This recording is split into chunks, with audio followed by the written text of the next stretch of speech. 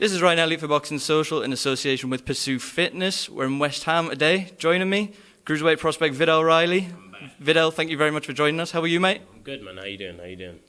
Can't complain, like I say. Thank you very much for having us down. Last time I saw you was about 5-6 weeks ago at your call. What have you been up to? Summer months, bit of downtime? Yeah, a bit of downtime throughout the summer, but it's all good, Career's on track, we're 3-0. Turned pro in November last year, so we've had 3 fights, and we was hoping to have 4, the November later. So we're still on track. YouTube channel's building, clothing's changing. Yeah, so I'm happy. Yeah, everything's going well right now. It's funny, I was watching our interview today in Dubai. Literally, I clicked on it today. So yeah, funny how life works. Time flies. When I saw you at your call, you said, I'll let you know when I've got a fight announced and we'll get something done. As it happens, we've hunted you down anyway. Thank you very much for that. Can you give us any news? I'm sure you told me it was going to be stateside. You got any sort of dates in mind? So we haven't got nothing solid booked in right now. We're negotiating a few things with a few promoters. Obviously, I can't tell you because I know it would be a next question. And that's really what the little hiatus is right now. The bit of silence is because we're just securing everything behind the scenes, making sure everything's perfect for now, perfect for the future. And when that all makes sense, I'll be back in the ring doing damage. That's it. I'm guessing we can expect you to be fighting in the States next. I know you said you can't reveal too much. It might not be the States, but it just might not be the UK. There's a big difference. Okay, we'll leave it there. I won't press you too much on it. One thing I did want to ask you about is that dynamic you've had early in your career. Obviously, only 3 fights in, but the way you've been going through camps is starting out over here, somewhere a bit more familiar, and then finishing up camp over in the States and fighting here, there, and everywhere. What's that dynamic like? Because you get some British fighters who, when they go to crack America, so to speak, later in their careers or in the big fights in Vegas, they do similar things. We were talking about Ricky Hatton off camera. He used to do something similar. Yeah. What's that like for you, starting a camp here and then getting over there to finish things up as well? Well, I'm very fortunate to have my dad train me over here, who's primarily a defensive coach, and so is Jeff Mayweather, who's obviously my head coach. So there isn't much difference between the two. Obviously, you're more comfortable at home, family, friends, foods, all the little things, at home you're used to. But I've also got a second home now in Vegas. So I think I've made a hard choice and a hard decision to move my career over to the States. But it actually feels like I have 2 homes now anyway. Both my coaches get on. My dad and Jeff were in my corner for my last fight. We got the victory. I had most of the camp here with my dad, then changed over to Jeff when we went to Dubai a couple weeks before the fight. And as you can see, it worked. So, yeah, I'm fortunate to have 2 teams, 2 families, and just building 2 networks, across different sides of the Atlantic. So it's all good. You mentioned it just before there, away from boxing, everything else in your life is building nicely. You're a guy who does several bits and bobs, whether it's making music. You said your YouTube channel's growing. You're now getting more views and more subscribers than us, which is a little bit annoying. That said, I did wonder, obviously, the boxing career is just getting going. 3-0, you had that amateur background as well. But that said, you're a busy guy. How does that all sort of intertwine, and how does that work? Is it a case of boxing will always come first and all these other things on the side are a bonus? Well, for me, boxing always comes first. The side, the popularity that I've grown on the side through being involved with, some of the biggest YouTubers, the biggest YouTuber in the UK, KSI, is just an add-on. But for me, boxing's always come first. But then some people, boxing doesn't come first, For example, like you got Tommy Fury, who just finished Love Island. He's a 2-0 professional. I've only had 1 more fight than him. But you could see his priority was to build his fan base and his network. So now when he does come back to fight, what I have through KSI, he's now got through Love Island and bigger because, that show's huge. So it goes to show, some people prioritize the fighting, some people prioritize to build the fan base first. And I guess as long as you get to the same destination, it doesn't matter what way you do it. So.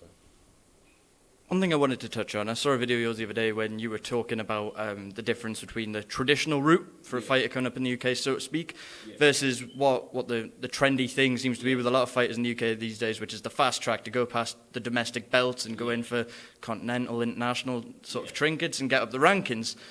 You sort of said that you're firmly in line with the traditional route. You don't want to rush anything. You don't want to be jumping straight in there. Could you explain a bit why that is? Is it just when you get up there, you want to be ready and you want to be best prepared? Yeah, like, I've been boxing for 15 years, but there's still things that I haven't experienced yet. There's still a lot to learn, Why fast track and miss out on them valuable lessons to get richer quicker or to get famous quicker? That's not what it's about. It's about longevity. It's about getting to the top and being dominant and going down as one of those people who once he got there never left until he retired.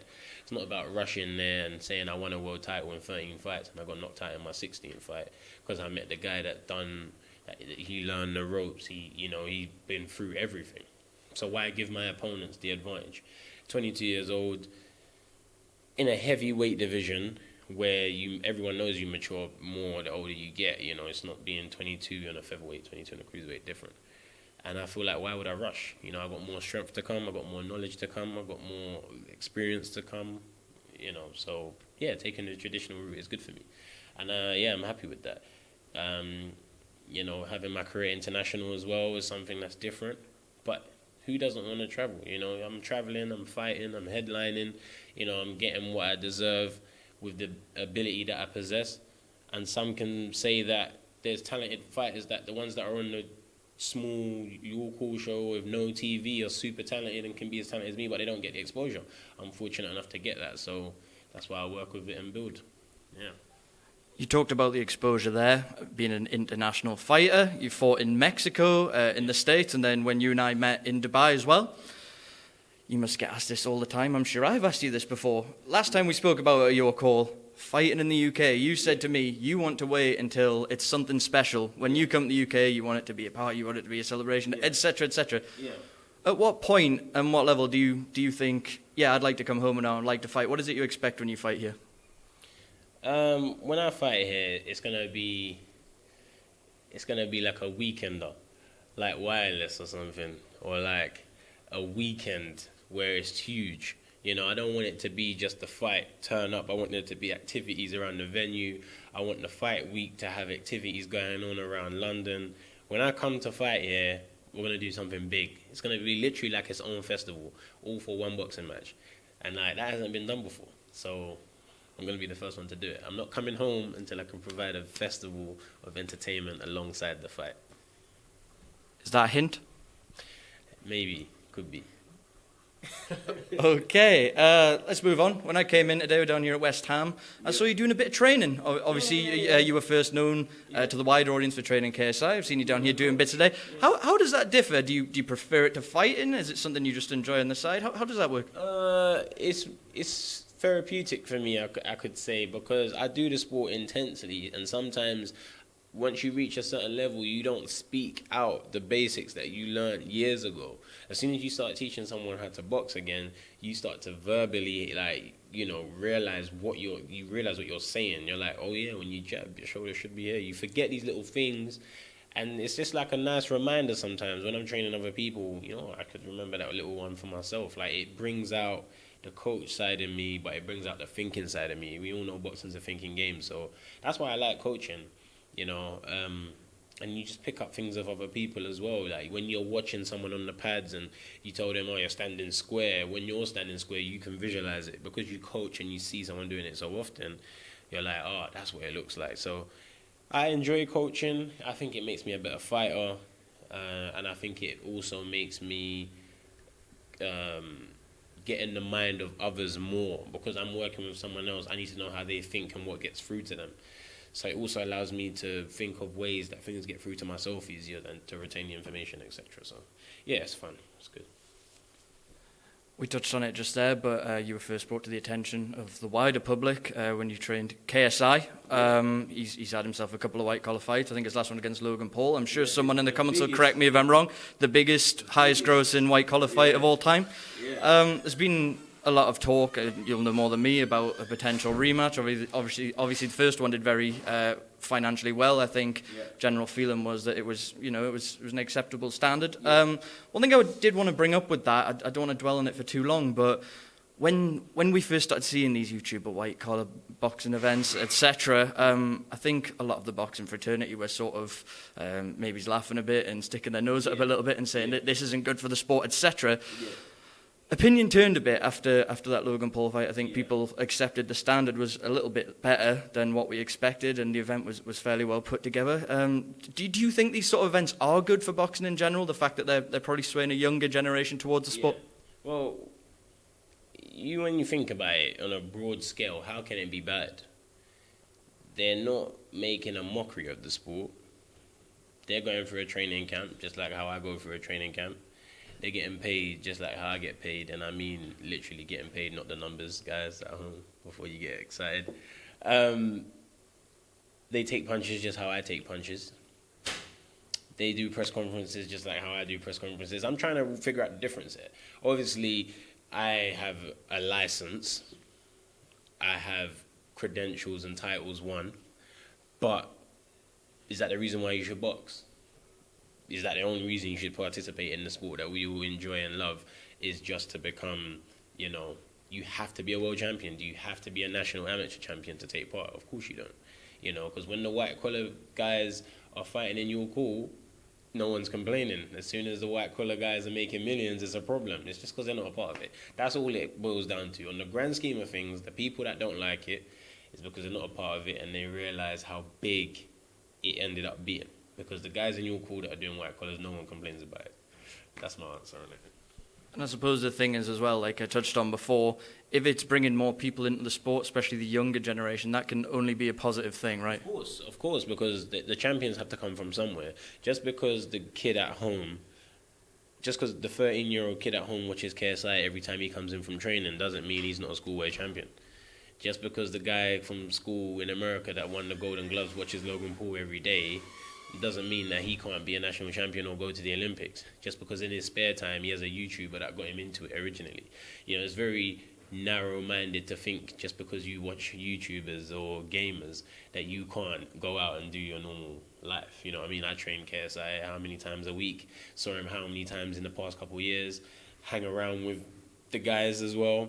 And I'm still my own person. I still have a professional career. So it just goes to show that it can't be bad for them to do this and to get such a young community involved in the sport. The champions have to come from somewhere. Let's talk about a few fights that have taken place in the last few weeks. The first one I wanted to get your thoughts on. Bit of interesting trivia. We saw Daniel Dubois beat Nathan Gorman for the British title a couple of weeks ago. Am I wrong in saying that you fought Daniel Dubois in the amateurs? You're not wrong. I did meet Daniel in the amateurs London final 2013, 81 kilo division. I won the fight, unanimous decision. And yeah, you can see he's a lot bigger now. And I haven't grown that much since. So, yeah, Daniel performed well. He done what I expected him to do. Very solid basics. And if you don't think outside the box, you're not going to beat him. It's as simple as that. If you fight within a realm that he's used to seeing, he will beat you because he's perfected that style of boxing. Nathan had a game plan. I could see what he was trying to do. I just feel like once he got hit, getting hit always messes up your game plan. It's pain, it's hard to think with pain. So I think we know Daniel cracks. We know he hits hard. And once he hit Nathan, he couldn't get it back onto his game plan. And that's why Daniel won. Credit to him. And now I guess it's bigger and better things. I'd like to see him enjoy it. That's what I want to see. Now, as you mentioned there, Gorman had his game plan. I think a lot of people were surprised that he seemed to be leaning in with hooks a lot. Maybe didn't use his jab and move around a bit more. I know what he was trying to do. I know he was trying to get around that right hand. Daniel's got a good straight right hand after the jab.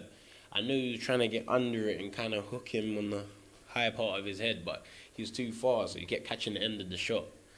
But you can see, he did have a game plan. It's just the range and that he just mistimed it a little bit, and instead of slipping under the hard shot and coming over, he was eating the end of it. But it's boxing. You live and you learn from it, and he'll watch that back, and who knows? Nathan might never lose again. Who knows? That might be his only thing, and once he neatens that up, it changes his whole career. So yeah. I think the general opinion is with a lot of these domestic fights, or the so-called 50-50s, is that even the loser isn't necessarily a loser. You know, their profile goes up, they can come back stronger. We've seen it a million times in the past. And another fight we saw similar at low weight, one me and you've spoken about a couple of times, Richard Riakporhe against Chris Billam-Smith. We saw that on the White Rivas, Bill.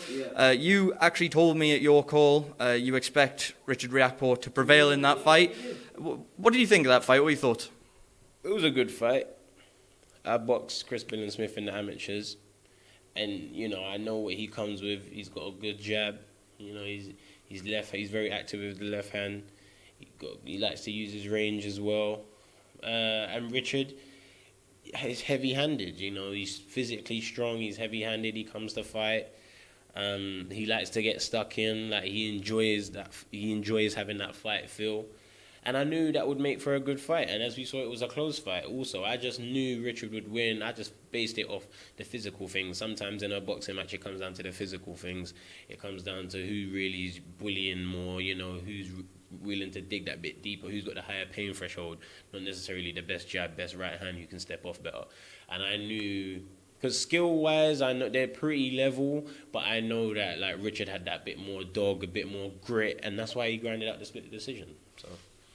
That said, Richard before the fight said of Chris, I've heard he's chinny, and he didn't believe when it got tough Chris would want it in there as much as him. I think people are a lot surprised as to how well Chris Billam-Smith, how well he held a shot in that fight, and he showed he had a very good chin. In opposite fact, I think Richard was taken off guard by the grit and the toughness of Chris as well. Yeah.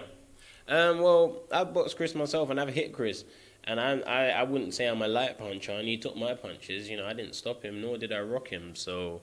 You know, I could have told you he's got a good chin. You know, he's taken... I know it was amateurs and it's puffier gloves, but I don't care. Like, people in sparring get knocked out. 18-ounce head guards, everything. And we was hitting each other in 12-ounce gloves, no head guard. If you hit someone like that, you can knock him out. And he took my shots. You know, I had to outbox him to win. I couldn't brute force my way through. And, it was a good fight.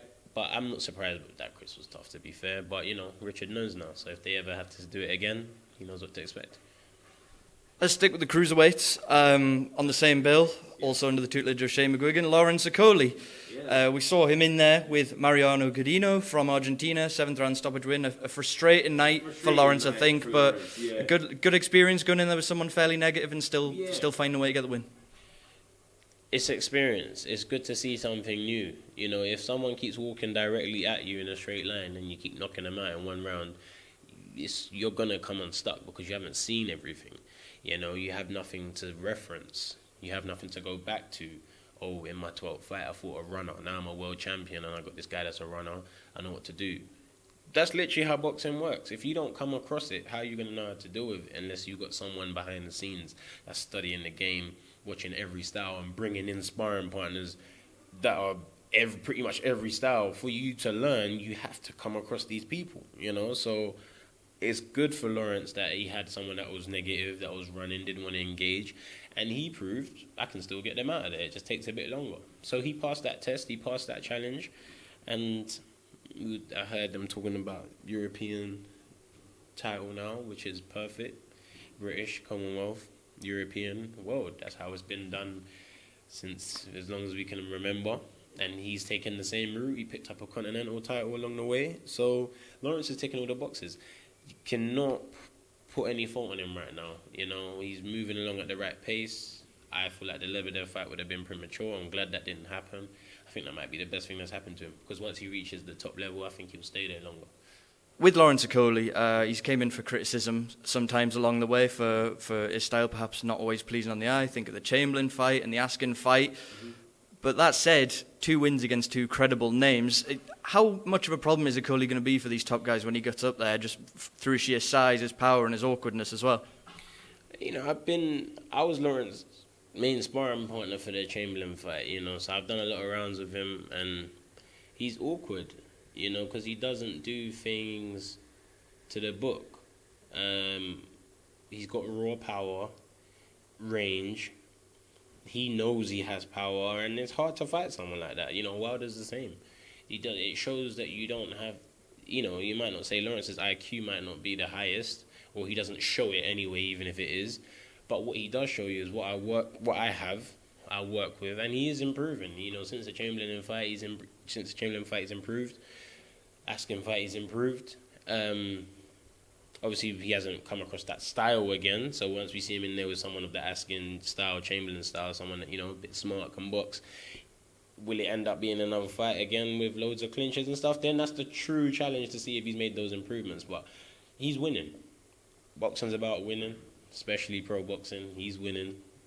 He's moving up the ranks. That's all that needs to be said. That's all that matters.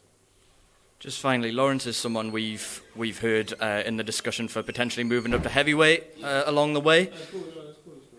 Someone who is moving to heavyweight after cleaning up at cruiserweight, someone I'm sure you have great admiration for, Oleksandr Usyk. Yeah. We expect him to make that move this year. Yeah. Just in your own words, how much of a problem is he for the heavyweight division? A big problem. I'm glad he moved up. You know, he can stay there. No, Usyk's a great fighter. You know, he has mastered his style. You know, there's too much in boxing to learn everything. It's impossible to learn everything and impossible to do everything.